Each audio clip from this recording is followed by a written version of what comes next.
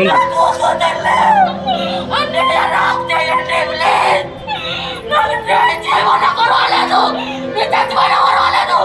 Kani है आड़ में लगी आदाब नाज़रीन, खबर है हैदराबाद कुकटपल्ली से, जहां पर एक खातून आंध्र प्रदेश अपने घर के लिए वापस रवाना हो रही थी। उस खातून की इस्मत रेज़ी कर दी जाती है और करने वाला एक बस ड्राइवर होता है जिसका नाम राजेश है। दोस्तों, आप लोग को याद होगा कि निर्भया का भी जो वाक़या हुआ था वो भी बिल्कुल बस के अंदर ही पेश आया था और हमारी उस बहन की इस्मत रेज़ी बस के अंदर की गई थी।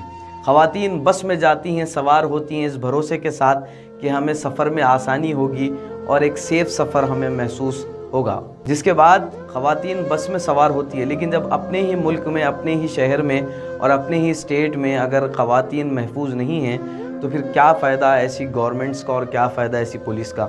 एक ऐसी ख़बर हम आपके दरमियान लेकर के आ रहे हैं जो आंध्र प्रदेश की खातून है, लेकिन हैदराबाद में जो आकर के काम के सिलसिले में बस गई थी। कुछ वक्त ये हमारी बहन हैदराबाद में रुकी थी ताकि यहाँ पर काम मिल दे और अपने घर में अपने बच्चों का पेट वो पाल सके, अपने घर वालों की मदद कर सके, जिसके सिलसिले में वो हैदराबाद में मुकीम रही। कई साल उसने यहाँ पर काम किया और फिर जब यहाँ पर रहती थी तो लाजिम सी बात है कि उसके पास कुछ सामान भी जमा हुआ था। वो खातून बताती हैं कि वो तमाम तर सामान को पैक करती हैं क्योंकि काम मिलना उससे बंद हो जाता है। खातून ये भी बताती हैं कि जब वो अपना तमाम तर सामान पैक करके आंध्र प्रदेश वापस जाने के लिए कोशिश करती हैं तो उसे ख्याल आता है कि सामान बहुत ज़्यादा है जिसके लिए उसे लगेज करना होगा। लगेज के लिए वो एक बस ड्राइवर को कांटेक्ट करती हैं। हमारी बहन जब उस बस ड्राइवर को तमाम तर बातें बताती हैं तो वो किसी और ड्राइवर का नंबर देता है जिसका नाम राजेश है।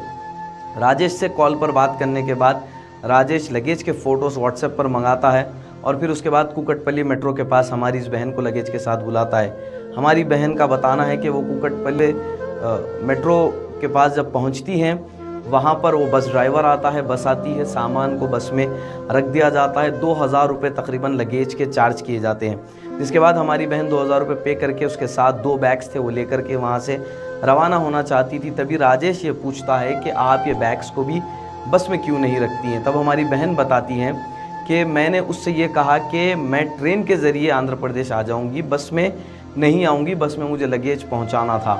राजेश उसके बाद ये कहता है कि आप मुझे थोड़े से पैसे दे दें, मैं आपको बस में एक सीट अलॉट कर दूंगा। हमारी बहन और 700 रुपये पे करती है और बस में एक सीट के लिए बस में उन्हें ऊपर बुलाया जाता है। बस में जाती हैं तो उन्हें एक सीट दी जाती है। हमारी बहन बताती हैं कि फिर उन्हें दूसरी सीट पर मुंतकिल किया जाता है और फिर फाइनली उन्हें ये कहा जाता है कि यहाँ पर कोई सीट्स खाली नहीं है, आप एक काम करें, आप पीछे के जो आखिरी जो बेंच होती है बसेस में वहाँ पर जा कर के आप बैठ जाएँ। हमारी बहन जाती हैं, वहीं पर बैठ जाती हैं। उसके बाद हमारी ये बहन रो रो कर तमाम ये उनके साथ जो वारदात पेश आई उसे बयान करते हैं और रोती हैं, बिलखती हैं और बताती हैं कि किस तरह वहाँ पर आधी रात के औक़ात में ये राजेश नाम का जो शैतान है ये आता है और हमारी उस बहन के साथ इस्मत रेज़ी करता है। हमारी बहन का बताना है कि उसके हाथ में एक चाकू थी, जिस चाकू के ज़रिए वो बस में हमारी बहन को धमकाता है, डराता है। जैसे ही इन्हें नींद लगती है, नींद का फ़ायदा उठा के इनके करीब पहुंच जाता है और फिर चाकू दिखाकर हथियार की दम पर वो हमारी इस बहन की इस्मत रेज़ी करता है। बस में इनके पास कुछ कैश भी मौजूद था। बताया जाता है कि 7000 रुपये, 8000 रुपये तकरीबन हमारी इस बहन के पास थे।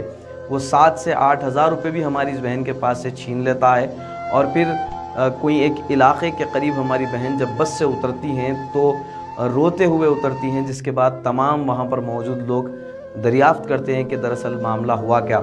जिसके बाद लोग इन्हें कंप्लेन करने के लिए कहते हैं, लेकिन हमारी बहन बेटियों की इज़्ज़त की खातिर वहाँ से चली जाती हैं। जिसके बाद उनके किसी रिश्तेदार की जानिब से उन्हें सपोर्ट किया जाता है और ये कहा जाता है कि आप जाएं, केस बुक करें, कानून आपका साथ देगा। हमारी बहन उसी भरोसे पर हैदराबाद वापस आती हैं, कुकटपल्ली पुलिस स्टेशन में जाती हैं। साजिदा सिकंदर जो एक सोशल एक्टिविस्ट हैं वो और कई और NGOs का सहारा लेकर के आज उस राजेश के ऊपर कुकटपल्ली पुलिस स्टेशन में हैदराबाद के केस दर्ज किया गया है, राजेश को हिरासत में लिया गया है। लेकिन दोस्तों, एक सवाल मैं आपसे ये पूछना चाहूँगा कि आए दिन अगर बहन बेटियों की इज़्ज़तें अगर महफूज नहीं रहेगी तो इस मुल्क में और इस रियासत में और इस शहर में कौन महफूज रहेगा।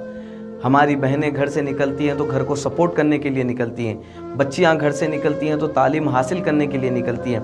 कभी हमारी बच्चियों पर तालीम की पाबंदियां लगा दी जाती हैं तो कभी इस तरह की वारदातों से हमारी बच्चियों के उनके जहन को तोड़ने की कोशिश की जाती है, उनकी हिम्मतों को तोड़ने की कोशिश की जाती है। देखना ये होगा कि क्या हमारी इस बहन को इंसाफ मिल सकता है। ये इतना दर्दनाक मंजर है, हमारी बहन जब रोती हुई, चीखती हुई, बिलखती हुई बयान दे रही है तो उसके दर्द को सुन करके आपके भी आंख से आंसू छलक जाएंगे। भले ही ये बयान उनका तेलुगु ज़बान में दिया गया हो, जो तेलुगु ज़बान समझते हैं वो तो यकीनन रोएंगे, लेकिन जो तेलुगु ज़बान नहीं समझते वो भी हमारी इस बहन के दर्द को देख करके रो पड़ेंगे। हम उम्मीद करते हैं हुकूमतों से आंध्रा और तेलंगाना की कि राजेश जैसे शयातीन के ख़िलाफ़ सख्त कार्रवाई की जाएगी और हमारी इस बहन को इंसाफ ज़रूर मिलेगा। ఆడదానికి సేఫ్టీ లేదు సార్. వాళ్ళే టికెట్లు బుక్ చేసుకుంటున్నారు, వాళ్ళే లెమన్లు తీసుకుంటున్నారు. పై ఆఫీసర్లు ఏం చెప్పరా సార్? డ్రైవర్లకి ఏం చెప్పరా? ఎందుకు సార్ ఇంత నిర్లక్ష్యం? ఎందుకు ఓనర్కి ఎందుకు ఇంత నిర్లక్ష్యం? డ్రైవర్కి బస్ ఇచ్చి జీతం ఇస్తే సరిపోతా? డ్రైవర్ ఏ లంచం కొడుకోవాలని తెలుసుకోవద్దా?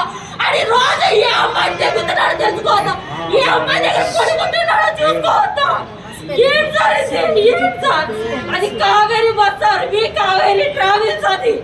ఒక్కసారి ఆలోచించమనండి సార్. ఆడపిల్ల జీవితాలు ఇవి, ఆడపిల్ల జీవితాలు సార్. సార్ మీరు ఈ అరాచకాన్ని ఎలాగైనా ఆఫ్ చేయండి సార్, ఆఫ్ చేయండి. నేను ఎక్కడో పోరాడతాను, కానీ ఏ ఆడపిల్లకి ఇలాంటి అన్యాయం జరగకూడదు సార్, जरूर सर। दिल को दहलाने वाला वाक़या पेश आया है, जिसकी शर्मनाक हालत की बयान करने के लिए भी मेरे पास अल्फाज नहीं है।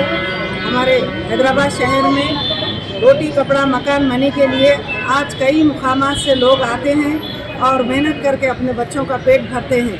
दौलत आती है तो दुश्मन भी फिदा होता है, मुफलिसी आती है तो साया भी जुदा होता है। आज हमारे रियासत तेलंगाना यहाँ पर आंध्र प्रदेश की एक खातून हमारे शहर हैदराबाद में मेहनत मजदूरी करके ज़िंदगी गुजार रही थी। वो ज़िंदगी गुजारते हुए फिर अपने मुकाम को जाने के लिए, आंध्रा को जाने के लिए अपने सामान के साथ कावेरी बस में सफ़र करते हुए अपने लगेज के साथ अपने मुकाम को पहुंचने की कोशिश कर रही थी। उसी असना में हमारी एक माइनॉरिटी खातून, मुस्लिम खातून वो बस में सफ़र कर रही थी।